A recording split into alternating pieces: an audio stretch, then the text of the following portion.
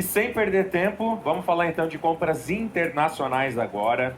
Eu vou chamar aqui o Guilherme Lopes Soares de Matos, que é coordenador de importação e exportação da Fundep. Ele vai falar sobre o papel da importação e contratações internacionais no ambiente de pesquisa e também os desafios para as fundações de apoio. Chega mais, Guilherme, uma salva de palmas para ele. Bom dia a todos. Acho que aqui agora, primeiro agradecer a equipe do evento, acho que é a primeira vez minha aqui no EFASUD, todo mundo que teve paciência comigo aí, alguns prazos que eu não consegui cumprir, enfim, tiveram questão de voo, mas consegui estar aqui, é uma satisfação, uma oportunidade muito grande para poder discutir com vocês assuntos que são de interesse de todos e que a gente possa criar unidade aqui para poder justamente trilhar caminhos ou então convergir esforços para chegar nos resultados que me interessam, tá bom? O que me habilita a poder estar aqui nesse palco hoje com vocês, obviamente, além de trabalhar na Fundep, obviamente, uma fundação que ela sempre teve um destaque dentro do terceiro setor, mas eu trabalho com comércio exterior já tem mais de 20 anos, já fui agente de carga, já trabalhei com seguro internacional, averbando seguros internacionais, despachante aduaneiro, estou na Fundep há 18 anos, tá bom? Então, eu tenho dentro desse meu perfil, acho que as minhas habilidades em comércio exterior, em negócios internacionais, compras internacionais, aí vai o termo aí, vocês podem definir o que vocês melhor encaixa para vocês. Foi realmente a fundação e eu moldei minhas habilidades dentro do terceiro setor. E aí fica aqui uma expectativa de eu poder contribuir um pouco com minha visão em relação a essa área, tá? Que é bastante restrita, mas de poder trazer para vocês aí alguma coisa da minha visão sobre os problemas enfrentados e as oportunidades que podem ser criadas aqui também, dentro desse ramo que ele é bem específico dentro do projeto de pesquisa, tá? Se alguém aqui estava esperando eu falar um pouco de sistemática de importação, comércio exterior, relação com os órgãos anuentes, eu não vou querer trabalhar isso muito hoje aqui, apesar de nas perguntas eu estarei aberto para poder trazer qualquer situação. A minha ideia aqui é um pouco trazer um olhar crítico e mais amplo sobre aquilo que nos envolve dentro dessa tarefa num projeto de pesquisa, que é uma delas, né? Mina trouxe aqui bastante a extensão das aquisições nacionais, compras nacionais, o que isso traz. As aquisições internacionais, elas trazem outras situações. Quais são os desafios de cada fundação de apoio, né? Isso levando a sua especificidade. E aí a gente tem que pensar aí o seu tamanho, qual que é o seu volume de operação, opera por conta própria, terceiriza. Os entraves dessas operações aí no caso, né? Que é a questão de relacionamento com os financiadores, relacionamento com os órgãos anuentes dentro do comércio exterior, relação com os parceiros internacionais, os seus fornecedores, como que isso aí a gente consegue trabalhar nessa cadeia que ela é extremamente extensa. Elas buscam da gente ali, no caso, uma coordenação constante e a gente tem que sempre estar movendo essa situação aí. Eu brinco que comércio exterior, se você não está puxando, você está empurrando alguém. Então, assim, você tem que fazer as coisas acontecerem e isso aí, dentro da cadeia de atendimento no terceiro setor, ela atende, tá?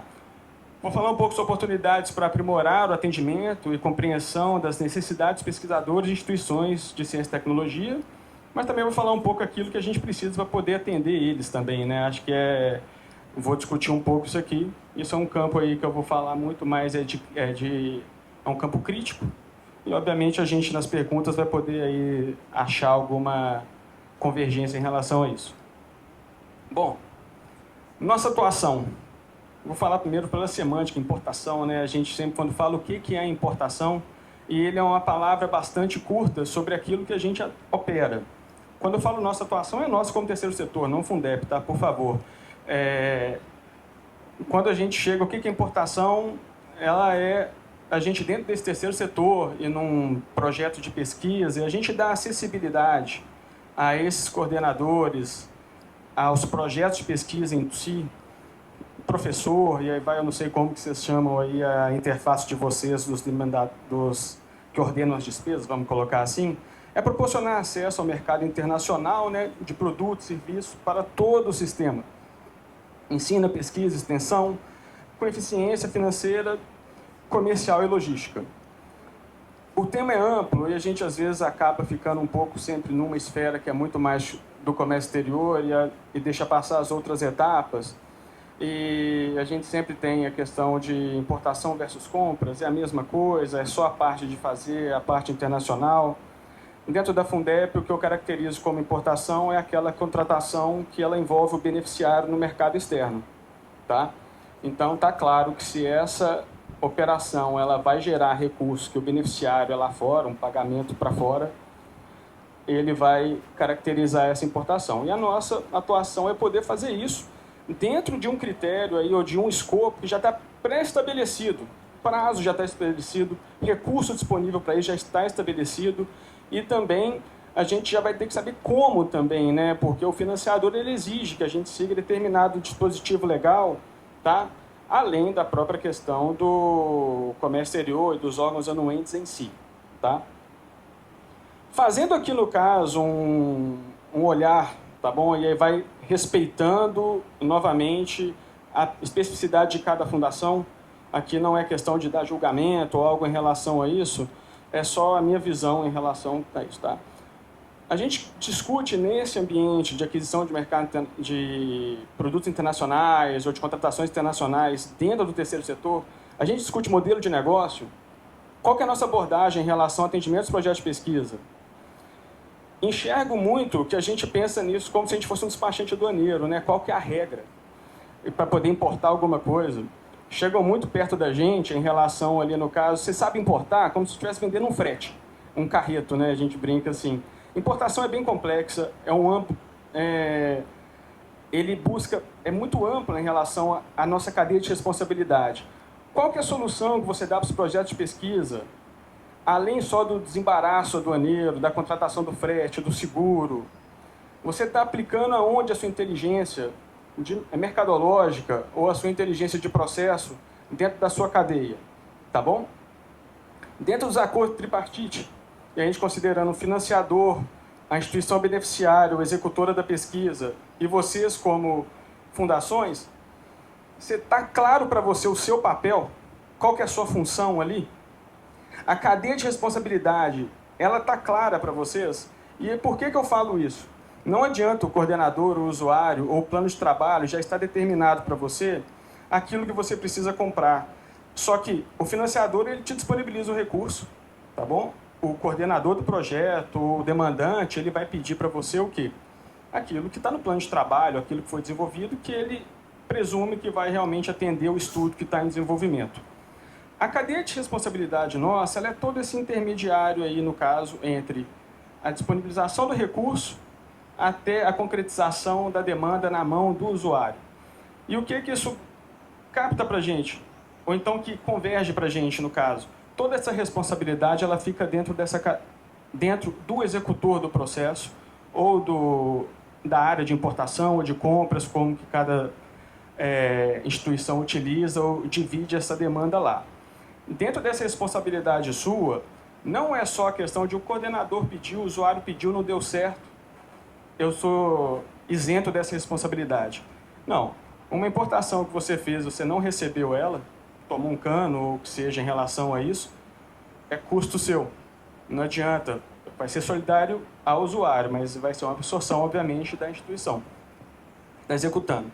Se você fez uma demanda em que não observou um dispositivo legal necessário para fazer aquela importação, uma anuência do Senem, ou algo nesse sentido, e a carga não pode ser desembaraçada, é responsabilidade sua.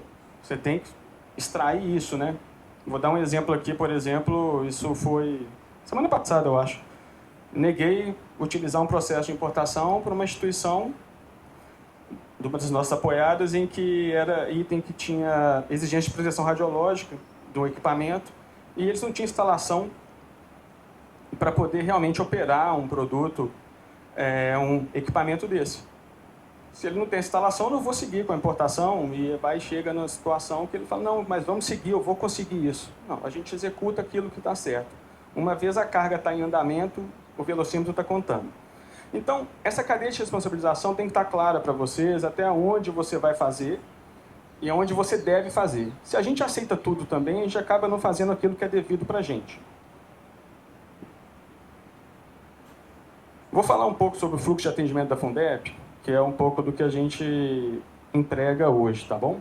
Deixa eu só ver aqui se eu estou no prazo, porque eu estou brigando além do relógio com o relógio biológico de vocês aí, né? A hora do almoço já está aí em cima.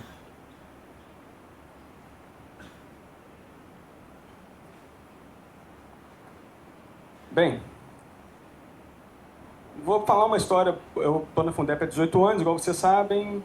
Entre 2014 e 2015, acho que ainda quem já estava no terceiro setor, tivemos muita dificuldade em relação ao fluxo de recurso, financiamento de projetos.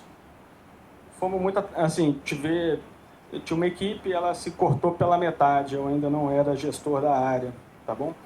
E a partir dali foi muito difícil a gente poder tracionar de novo o modelo de atendimento, modelo de cadeia de responsabilização, em que a gente pudesse exponenciar realmente o nosso esforço. A gente precisa capitalizar aquilo que é os nossos esforços e exponenciar ações para terceiros, no caso. Quando eu coloco aqui, na época, a gente pensou, no caso, eu dividi o processo em 4 macro etapas aí, no caso, e aonde que deveria a gente gastar mais esforço. Coloquei como pedido de importação, e aí pode ser termo de referência, pedido do coordenador. Aqui a gente tem que identificar exatamente o que o usuário quer. Essa é uma da parte mais desafiadora dentro de um processo. A Mirna falou aqui agora, só tem uma parte de pré-compras, né?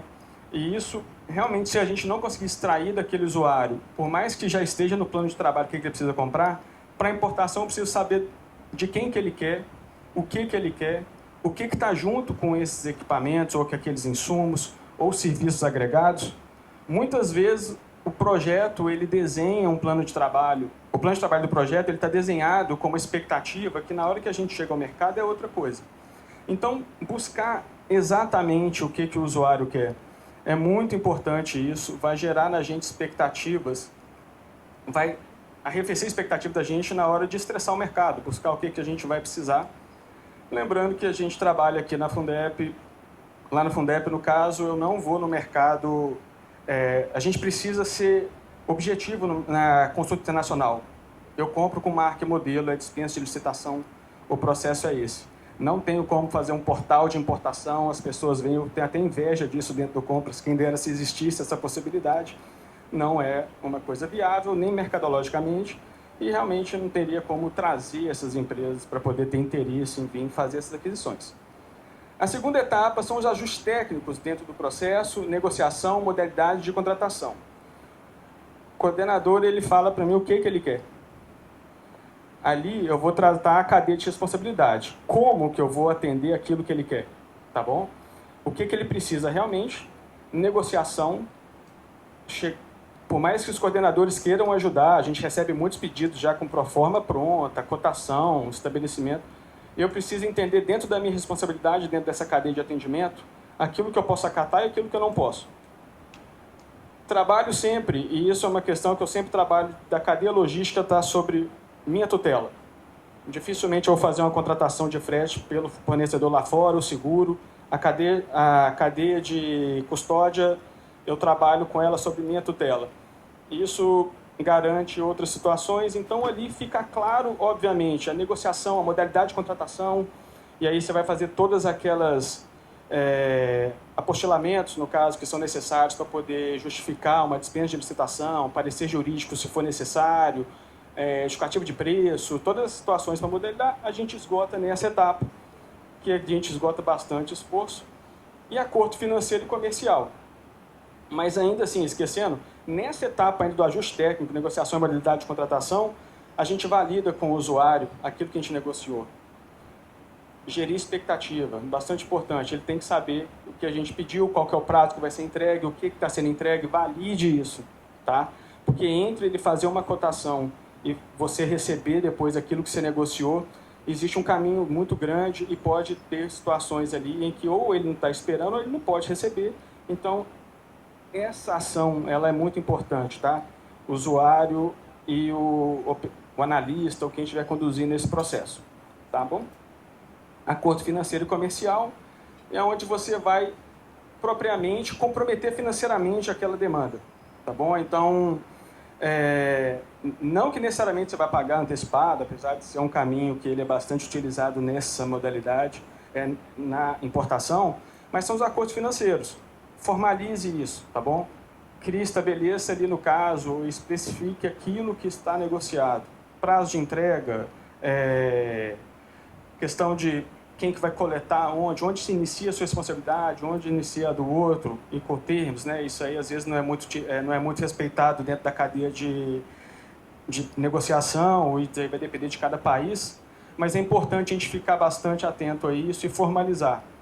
Peçam aceite dessa, né, que a gente vai falar na parte de compras, seria a OF, né? Então a gente caracteriza isso ali. Fluxo logístico. Dentro dessa cadeia toda aqui é onde eu gasto menos custo interno, tá? Custo fixo da Fundep. Fluxo logístico, hoje eu trabalho ele. Aí a gente vai falar de seguro, desembaraço, frete internacional, frete interno na origem, frete interno no destino, movimentação de carga, armazenagem, enfim. Isso tudo aqui. Trabalho hoje com cadeia logística, tá? E aí foi aonde eu consegui trazer exponencialidade no atendimento. Por que eu falo isso? Eu não consigo transferir do meu custo fixo de atendimento ao projeto a parte do pedir, essas 3 etapas anteriores. No fluxo logístico eu consigo, as famosas despesas acessórias de importação, elas são financiadas aqui. Por que eu vou colocar mão de obra minha para poder trabalhar nas outras etapas? Eu quero melhorar o atendimento, né, ao coordenador. O fluxo logístico, o mercado me atende. E ele atende bem, tá? Por mais que a gente pode ter dificuldade, a gente consegue fazer situações. Hoje eu trabalho com um operador logístico só. Esse operador logístico, ele trabalha de ponta a ponta, tá bom? Ele é desde a carga disponibilizada naquilo que eu negociei. Lembra que eu falei que eu não deixo a minha gestão logística a cargo do terceiro? Dificilmente eu vou trabalhar um CPT com alguém, a não ser que isso for obrigatório. E eu também tento trabalhar FCA ou ex-works. Isso aí traz... Não quero trazer termo técnico, até eu esqueci de perguntar. Aqui na audiência, aqui na plateia, aqui, quem que trabalha diretamente com importação, aquisição internacional? A cadeia é pequena, eu não vou falar um pouco de terminologias aí, no caso, no comércio exterior, não. Mas onde eu vou definir a minha responsabilidade, no caso, é onde esse operador vai entrar. Isso agiliza demais. Por mais que eu vou aumentando meus negócios, a minha parte de atendimento aqui, ele consegue absorver isso de uma forma melhor, sem eu ter um custo fixo de muita gente dentro do setor contratando, fazendo cotação de frete, fazendo averbação de seguro. Então, essas situações aí geram na gente uma eficiência, primeiro, financeira, dentro daquele recurso que a fundação recebe na sua taxa administrativa. Então, o pedido de importação ele fica mais enxuto em relação à despesa operacional dele, e você consegue alocar, obviamente, dentro dos limites que são estabelecidos aí no projeto de pesquisa, no plano de trabalho que foi orçado, o fluxo logístico, já que a despesa de importação ele é financiado pelo projeto, tá bom?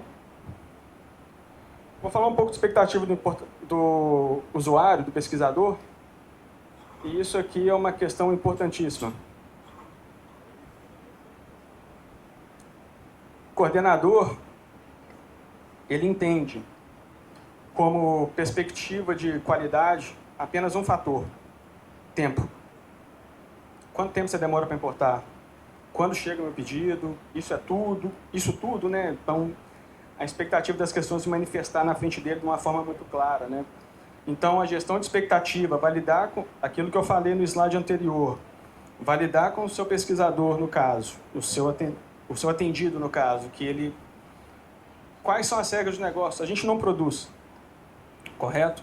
A gente tem uma cadeia extensa logística, disponibilidade de frete, qual que é a modalidade que vai ser feita, vai ser aéreo, vai ser marítimo. Quais são essas situações que você vai colocar à mesa para aquele usuário, para ele entender o que é demanda sua e o que é performance de terceiros? Se estiver bem estabelecido, perfeito. Isso não exime a gente também de tomar ações administrativas sobre aquilo que não foi cumprido. Atrasos acontecem. Quais são as medidas administrativas cabíveis e, obviamente, dentro do possível, até porque o custo da desistência existe. Se você está comprometido lá, pode ser que por mais que vai atrasar, e a gente está falando pós-pandemia, quem atua nessa área aqui vai saber que a cadeia logística constantemente ela está comprometida. Semicondutores ainda é um problema para poder comprar. A gente tem situações diversas aí que impactam esses usuários, então isso pode fazer o que a gente não pode eximir do nosso trabalho e da nossa responsabilidade de fazer a coisa acontecer. Tá? Estabelecer KPIs, no caso, métricas, em que estabeleçam a sua ação dentro desse processo extenso. Quanto tempo eu atendo um pedido? Quanto tempo eu solicito uma LI, no caso, uma licença de importação? Essas partes, elas são demandas que a gente consegue controlar e colocar expectativa.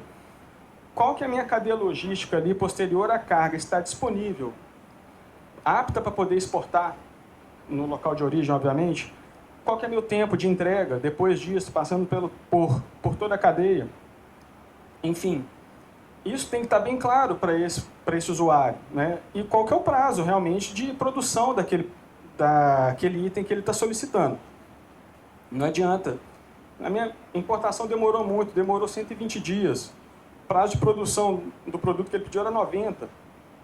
É pouco? Não, está ótimo, né? Se for pensar nesse ponto. Então, temos que desmistificar isso e, às vezes, também capitular para a gente situações que a gente só monitora, mas que a gente não executa. Isso tem que estar claro. A gente, às vezes, acaba sendo acometido de culpa ou responsabilização sobre aquilo que realmente não deveria. Tá? Bom, depois de falar muita situação aqui, a gente chegar e consolidar desafios, que é importante dentro dessas... de viabilizar essas demandas todas, que são planejadas por terceiros, igual eu já te falei, com prazo e recursos realmente limitados. E às vezes não é só limitado de pouco, mas não é suficiente. Né? Às vezes, assim, a gente tem um recurso, a gente está falando aqui de gerir e articular essa cadeia tão extensa que estão os órgãos anuentes. Eu vou colocar os órgãos anuentes até com parênteses, tá bom? Porque não é um entrave. Dentro dessa cadeia toda aqui, a que está mais previsível são os órgãos anuentes. Por mais que a gente pode colocar aqui a discricionariedade de um fiscal, está lá no regulamento aduaneiro. Se a gente conseguir cumprir isso aqui, dentro do que está nos órgãos anuentes, a gente vai ser atendido. Estou na Fundep há 18 anos, nunca bati na porta de uma assessoria jurídica pensando em um mandado de segurança para nada. Eu nunca nem passou isso pela minha cabeça. Está claro o que é isso e a gente consegue trazer. Câmbio. Esse é um desafio grande, não tenho como não falar. São projetos e planos de trabalho que são feitos com uma antecedência muito grande referente à execução, uma oscilação muito grande, criar mecanismo para poder dar suporte para quem está fazendo ali, no caso, a negociação, a submissão daquele edital, do plano de trabalho, ele é um desafio grande. Tá? A Mirna apresentou no fluxo dela de ponta a ponta, e que aí tinha lá uma área de negócio e parcerias. Batem na porta diariamente lá para poder fazer especificação ou então orçamentação de despesa para importar determinados equipamentos, insumos, serviços, ou o que seja. É desafiador criar parâmetros, mas temos condições disso. Precisamos, no caso aqui, juntar esforços para poder, às vezes, melhorar as possibilidades de pagamento que, hoje em dia, os financiadores deixam a gente executar. Tá bom? Isso seria uma coisa importante, mas temos como fazer isso. Cadeia logística. Falando sobre previsibilidade, aí no caso, dentro dessa forma que a Fundep trabalha hoje, que é de um único operador logístico, ajuda bastante. A cadeia logística integrada me dá uma certa previsibilidade, já que eu hoje não trabalho realmente com o peso do produto ou com o acondicionamento dele. Eu trabalho sobre porcentagem de valor da carga. Então, isso aí ajuda bastante a dar uma previsibilidade. Lembro que alguém vai poder... E isso aí, obviamente, que não é fácil para todas as fundações, às vezes, implementarem. Estou colocando, obviamente, uma ideia. Mas, lembrando, salvo de cabeça, o mercado, para o terceiro setor, das credenciadas pelo CNPq, ele é bastante restrito. Se eu, salvo engano, ano passado, quando eu lembro... De todas as apoiadas pelo CNPq, acho que 206 utilizaram a cota de importação. Dessas 206, se eu elencar as 20 primeiras, 80% do valor dessa cota foram em 20 instituições. Se eu cortar isso para 70%, são 10. Posso estar perdendo em poucas instituições, 2 ou 13. Então, ela está muito sequenciada e ela está muito concentrada. Obviamente, não tenho como eu colocar hoje a minha realidade, a realidade da Fundep, em relação a outras, em que vão ter operações esporádicas. Mas, sabendo do ponto em que o que você precisa ofertar para o seu usuário, você vai conseguir desenhar, tanto na parte logística e de seu custo, aquilo que você pode ofertar. Tá? E financiadores, eu acho que dentro dessa cadeia aqui, provavelmente é a mais complexa. A gente presta conta para quem não sabe o que a gente faz.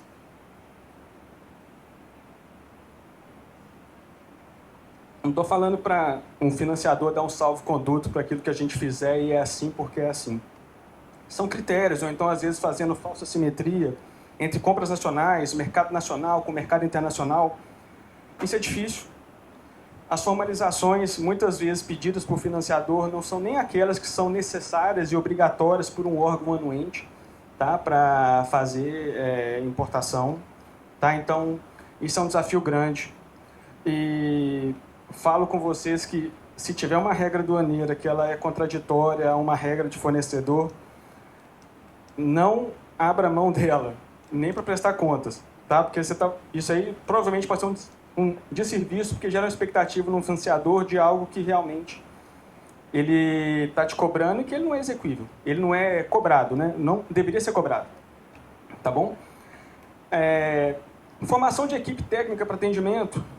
Quando eu falei mercado restrito, compras versus importação, eu tenho um bom comprador, ele é experiente, ele consegue fazer, ele conhece realmente dispositivos legais para contratação, vai ajudar bastante.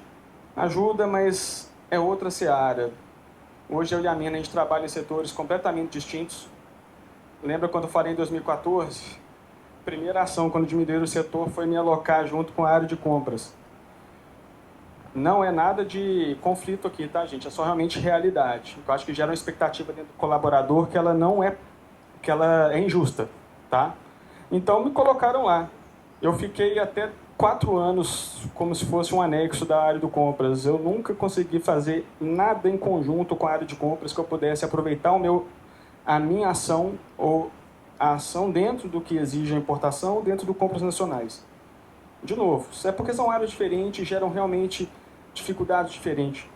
A Mina colocando aqui, certamente a parte legal de formalização de um processo para compras, ele é muito mais penoso para a área de compras do que para mim. Agora, a cadeia logística provavelmente para mim deve pesar mais do que para compras, porque a cadeia logística, ela, via de regra, na aquisição nacional, ela está a cargo do beneficiário, de quem você pagou. Tá? Então, tentem trazer realmente achar gente capacitada para poder trabalhar nisso. Comércio exterior não é só recolhimento de imposto, tem obrigações várias aqui, em que às vezes muita gente está operando sem saber. Manual é importante, mas se você não entender onde que você está, vai gerar passivos importantes para você realmente poder depois tratar isso da parte tributária, isso na parte de toda a sorte aqui, né? Parte logística, são passivos que você está sempre ali com bastante risco. Idioma, eu posso te falar que é o menos, é importante, mas a gente fala um pouco de inglês, então vai lá, pode trabalhar aqui. Isso não, gente, precisa entender de negócios internacionais, precisa entender de comércio exterior. E, de novo, são várias outras situações aqui e realidades, mas existem mecanismos para a gente poder tratar isso. Gerar dados, indicadores, né? Isso é muito importante, aquela questão da gestão da expectativa. A gente tem que pensar, hoje a Fundep, por exemplo, a gente tem o espaço coordenador, temos um sistema de importação, passa informação, o usuário ele quer saber onde está a minha carga, qual que é a expectativa, mas lembrando que se a gente puder firmar realmente aquilo que é a expectativa de dentro daquela ordem que você firmou, depois aqui é essa manutenção disso. conseguiu revalidar, você tem gente disponível lá para poder ver se sua carga vai ficar pronta dentro daquele prazo, vai antecipar, vai atrasar. Antecipe isso aqui. O professor, o usuário fica ansioso. Ele quer saber, obviamente, quando que vai acontecer, se está dentro. Deixa as informações claras. É difícil. Hoje a gente não tem nenhuma ferramenta que não seja para a parte de comércio exterior e no terceiro setor. Obviamente que a gente vai falar aí, tem financiar, tem algumas situações que são para uma parte geral, mas até para fins no mercado a gente não vai encontrar algo tão amplo dentro da nossa realidade. Então isso aqui é um desafio grande, tá? A gente ter realmente sistemas para esse fluxo de informação dentro de uma cadência que a contratação internacional exige. Oportunidades, né? Então, vamos falar um pouco disso aqui, né? Coloquei muito desafio, mas a gente, dentro desse ecossistema todo, acho que ainda a gente tem muita coisa legal para falar. Eu vou deixar ali 8.010 para o final, dessa cadeia aqui para o final, porque com falta de cota, provavelmente pode ter perguntas sobre isso. Mecanismo para parcerias. Lembra o desafio que eu falei em relação às fundações, são de vários tamanhos? Será que vale a pena uma fundação que tem 2 importações no ano? Então não tem um fluxo contínuo dos 12 meses? Estabelecer, no caso, uma área de importação, destinar recurso fixo da sua atuação para essa área? Não. Existem mecanismos para parcerias disso, né? Às vezes elas são pouco exploradas, ou por aspectos de conhecimento, aspectos políticos, em relação a não querer destinar subcontratar alguma situação. CNPq é um dos próprios que podem chegar e... Está atrapalhando aí? Desculpa. Tá. Se por acaso, por exemplo, a FINEP, ela deixa subcontratar uma fundação para você poder fazer um processo de importação. CNPq é auxílio individual, o coordenador ele recebe. Os recursos eles são descentralizados de vários aspectos, né? Um cartão do financiador lá, auxílio individual do CNPq, ele pode bater na porta do CNPq, tem uma equipe de importação que vai atender. Então, existem mecanismos para poder tentar, às vezes, você alocar aquela demanda de uma forma segura. Não estou, obviamente, por favor, não pense que eu estou vendendo serviço para a Fundep, a gente já tem nossas pré-apoiadas, mas a questão é que existem outras. Lembra que eu falei que são poucas fundações que, às vezes, elas conseguem operar em um fluxo contínuo, que isso está muito... ele está muito aglutinado só em poucas instituições. Foi ano retrasado, tá? O CGU me procurou sobre algumas... para discutir um pouco sobre o terceiro setor, saber como que a gente realmente trabalha e que eles estavam até fazendo um trabalho em conjunto com a Receita Federal sobre o excesso de reclamação, sobre a importação para o terceiro setor, né? E eu falei, obviamente, eu coloquei um pouco que é muito recurso descentralizado, tá bom? Que está para várias pessoas, desde pessoa física e fundações em que às vezes nunca operaram nesse sentido, né, em relação ao terceiro setor, e que tem que alocar isso, fazer essa coisa acontecer. Então vai muita tentativa e erro. Como é que faz isso? Como que faz? Vocês já importaram isso? Como é que... Então fica muito nessa situação e as pessoas gastam muita energia no processo aduaneiro, no fluxo aduaneiro. Se você terceirizar isso, você vai sofrer menos em relação a esse ponto, dependendo da sua etapa. Logo que isso vai contradizendo um pouco você ter à mão a sua cadeia logística, mas nesse caso aqui você está contratando a empreitada, né? Então isso aí fica para quem realmente vai ter responsabilidade de atender. Pensa em relação a isso, porque não tem como, é muita situação em que precisa e é muito recurso, que fica na mão de, às vezes, quem não consegue operar. Modalidade de aquisição. Falei do compras, que é muito mais extenso, é muito mais dolorido tratar. Modalidade de importação, ela é com bem destinado, já justificado pelo usuário, é dispensa de licitação. Isso aí vai envolver na formalização de um pedido, dificilmente ele vai deixar de operar com essas 3 situações aqui, que é a justificativa técnica do usuário, sobre aquilo que está sendo escolhido, justificativa de preço, sobre aquilo que você está adquirindo, não necessariamente 3 preços, por favor. E a gente também tem a questão ali de parecer jurídico, obviamente, então é muito é pouco, é pequeno em relação a isso. Acesso ao mercado. A gente dá a oportunidade de eliminar intermediários aqui. O intermediário não necessariamente, e a gente não pode tratar o representante como intermediário, mas se você estiver comprando dele do item nacionalizado, ele é um intermediário.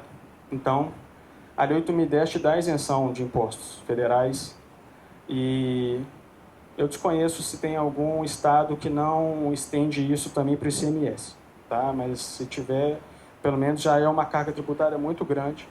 Então, eliminar esses intervenientes, esses intermediários no caso. Deixa eu ver se eu estou no tempo aqui ainda. Tá. Enfim, então, nesse sentido, né, a gente colocando eliminar esses intermediários aqui, você vai acesso direto e pense nisso. Colocou ali quem que é o seu fornecedor, bate direto na porta do fabricante. Deixa ele falar com você qual que é a cadeia comercial que deve atender ou que vende aquilo que ele produz. Não deixa o representante ou quem julga como tal falar que é isso. Você pode estar comprando produto lá fora pagando imposto interno, lá da origem, tá bom? Lei 8.010, a isenção do imposto, não só além da parte de isenção de imposto, ali vai te dar a caracterização da finalidade da sua importação, que é para pesquisa e desenvolvimento. Isso aí já acarreta em vários outros regramentos, situações em que vão te passar uma cadeia mais rápida em relação ao atendimento, Anvisa, Senem, e aí vai Polícia Federal, enfim, aqueles órgãos que exigem alguma situação, você vai conseguir um atendimento mais rápido, tá bom? Então, importante olhar isso. Obviamente, a gente está hoje com a cota esgotada, mas precisamos ali no caso, e até acho que quem opera nisso, vai passar também, acredito, vai uma informação que eu tive do pessoal do próprio CNPq em visita à Fundep no meio do ano, que eles tiveram. O CNPq ele vai ficar agora, a parte de anuência deles vai para o portal único, salvo engano, em janeiro. Isso vai ser um ganho para a gente. Essa questão da falta de cota está demonstrando bastante situação em relação à falta de controle, em relação a quem compromete a cota e como que ela é estabelecida como usada ou não. Quem opera aí recebeu algumas planilhas para poder ajudar o CNPq. Não é crítica, eu acho que o nosso papel aqui é poder ajudar a utilizar essa cota e fazer ela ser acessível a todos. Então, obviamente que a cadeia de execução desse processo exige da gente comprometer ou garantir essa isenção de impostos via licença de importação, mas se a gente não for utilizar, vamos manifestar de uma forma mais clara para o CNPq, já que não só apenas via Siscomex está sendo suficiente, né? Então, acho que a gente criar mecanismos. CNPq, eu não posso reclamar nada, é um órgão que está sempre muito disposto a nos atender. Mas a Lei 8.010, ela é um encurtador de caminhos aí, tá? Pode ser que a gente está comprando muita coisa, recolhendo imposto, a gente poderia estar tendo ali melhor caminho, tá bom? Principalmente itens de grande valor agregado. Tendências, obviamente, eu estou fazendo aqui agora vai ser um compilado de achismo, né? Não acho que não cabe aqui... aceleração da digitação de processo, aí eu falei de portal único aqui, .gov, já estamos aí realmente pouquíssimas situações em que a gente precisa fazer algo que gere papel nato físico, né? Tudo é nato digital hoje, e a tendência é isso acelerar mais. Portal único é uma realidade, a gente está falando aqui também de... a gente vai ter aquele cadastro de produtos, isso vai facilitar bastante para quem opera também. Ações protecionistas por parte dos países, constantes guerras, pandemia, cadeia logística está sempre bastante afetada por isso. Temos que ter plano A, plano B, plano C, temos que conseguir trabalhar sobre isso. Evoluções dos pagamentos internacionais. Já temos muitas opções hoje que a gente não consegue trabalhar. Por que eu tenho que fazer um pagamento antecipado? Ou então, por que eu não posso... Ou então, carta de crédito, ou cartão de crédito, e olhe lá, que tem gente que às vezes não gosta de utilizar cartão de crédito, que entende como terceirizado. Por que eu não posso contratar um câmbio futuro, fazer um hedge cambial com aquele recurso que eu tenho? Trabalhar em relação... Já existe muito mecanismo para isso, a gente poderia explorar, mas isso não é visto com bons olhos pelos financiadores. Talvez é criar massa para poder criticar isso. Eu ter uma receita em reais e uma despesa em moeda estrangeira é totalmente danoso e expõe muitas fundações, tá bom? A riscos. Falei rápido, acho que eu tentei buscar. Nossa equipe é enxuta para um volume que a gente faz. Eram só 6, tá? Igual a novela, 2 chegaram agora na semana passada. Eu tenho uma inveja da mina quando ela mostra a equipe dela. Eu sou o primo pobre, tá bom? Mas quero agradecer, ninguém trabalha sozinho, a gente trabalha com essa equipe. E, no mais, muito obrigado. Boa tarde, meu nome é Érica, eu sou advogada da Funcamp e eu tenho 2 dúvidas, na verdade. Primeiro, no processo de importação, se vocês, na modalidade de aquisição, se vocês fazem só dispensa ou se vocês têm casos de inexigibilidade também. E a segunda dúvida é, porque você colocou ali, modalidade de aquisição, dispensa. Então, nós temos hoje as duas modalidades. E a segunda dúvida é em relação aos pareceres jurídicos.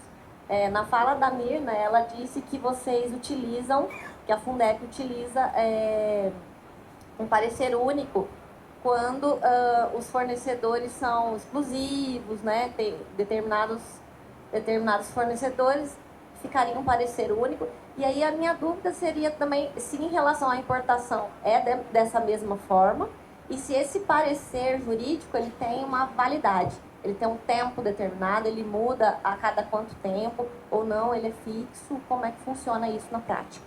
Tá. Primeira parte sobre a dispensa e a inexigibilidade, no caso, obviamente eu coloquei ele de uma forma bem ampla, como se fosse dispensa, mas para serviços, geralmente, a gente utiliza inexigibilidade. Para equipamentos, não. Equipamento, insumo, bem tangível, ele é realmente uma dispensa. A gente não tem um parecer padrão para todos. A gente faz os pareceres os projetos que exigem isso, e que vão ser aqueles fora do decreto 8241, e num montante menor que R$250 mil, a gente realmente vai fazer esses pareceres no caso, mas eles não são fixos. A gente utiliza, e aí eu não vou entrar em aspecto muito técnico da parte legal aqui, mas a gente faz realmente, a gente faz um compilado no nosso parecer jurídico em relação àquilo que é viável em relação à lei de licitações e também em relação ao 8241 não, ao decreto, a lei 8010. A gente tem ali, no caso, uma vantagem no dispositivo legal que me dá a chance de ir até lá fora. E quando a gente fala em dispensa e inexigibilidade, a gente tem que entender assim, como que eu vou garantir que é só aquele que atenda o coordenador, né? Isso é uma dificuldade grande. Tecnicamente, a gente não pode falar, eu também não posso falar que no mercado aquele é o único que atende ele, mas aquele que no conhecimento dele vai atender aquela demanda. Se a gente gerar uma expectativa, e isso é algo que a gente não vai buscar mercadologicamente, isso é inviável. Isso aí é uma situação que realmente foi trabalho duro junto com o Dr. Bruno lá na Fundep, para a gente poder mostrar, porque mercadologicamente eu vou tratar aquilo tanto quanto possível. Eu tenho como exigir na habilitação do meu fornecedor lá fora, em relação a inscrição análoga ao CNPJ dele, ou qual que seja, não faz sentido, né? Então, assim, a gente vai tratar o quanto possível aquilo que traga segurança à operação. Mas, nesse aspecto, são esses pontos aí. Não sei se Isso que a justificativa técnica, ela é tão importante, né? E o jurídico, a gente bate como jurídico, a gente sempre fica em cima dessa questão da justificativa técnica, porque ela é que vai nortear todo o processo de compra, seja ele nacional ou internacional. Eu até falo com você que, junto ao nosso processo que a gente encaminha para a análise da AJ, além da justificativa técnica, é primordial que o coordenador fale o que ele quer, por que ele quer, a aplicabilidade daquilo na pesquisa. Isso, assim, precisa ser feito, não tem como. E o processo que a gente está montando para fazer a dispensa de licitação, a gente ainda coloca, principalmente no que gera dúvida em relação a comprovante de preço praticado, em relação à modalidade. Eu faço nota explicativa individualizada para cada processo. Eu estou estabelecendo isso aqui como critério de balizamento de preço. Então, essas situações, isso é trazido nos autos para o assessor jurídico, para justamente ele ter elementos para poder avaliar aquilo. Em nenhum aspecto eu trabalho com o jurídico como se ele fosse um validador de decisão. A decisão é minha, mas obviamente o jurídico ele é importante ele falar se a gente está seguindo aquele caminho que é exigido naquele dispositivo legal que a gente está submetido. Ótimo. Obrigada. Obrigado, então, pela pergunta também. Agora vamos para mais uma aqui, ó. Prazer, Guilherme. Meu nome é Eduardo. sou da FACEP, Fundação de Apoio à Universidade Federal de Alfenas. E em determinado momento você cita sobre a questão das cotas, né, que limitam muito o trabalho das importações e que comprometem diretamente os pesquisadores, o desenvolvimento dos projetos. Penso eu que essas cotas, e até mesmo pelas diferenças de estruturas das fundações, favorecem muito as grandes fundações. E você, em determinado momento, ainda fala sobre a questão mesmo de ser benéfico para todos. Qual seria um caminho para a gente poder trabalhar de uma forma coletiva entre as fundações para pleitearmos junto às instituições que essas cotas atendam a todos, não apenas as grandes fundações? Muito boa pergunta isso, e dentro desse cenário que a gente está vivendo hoje, é importante essa colocação. Está claro que existe um problema de gestão da cota, tá? Porque acaba que a cota, ela é um artifício para a gente de segurança processual.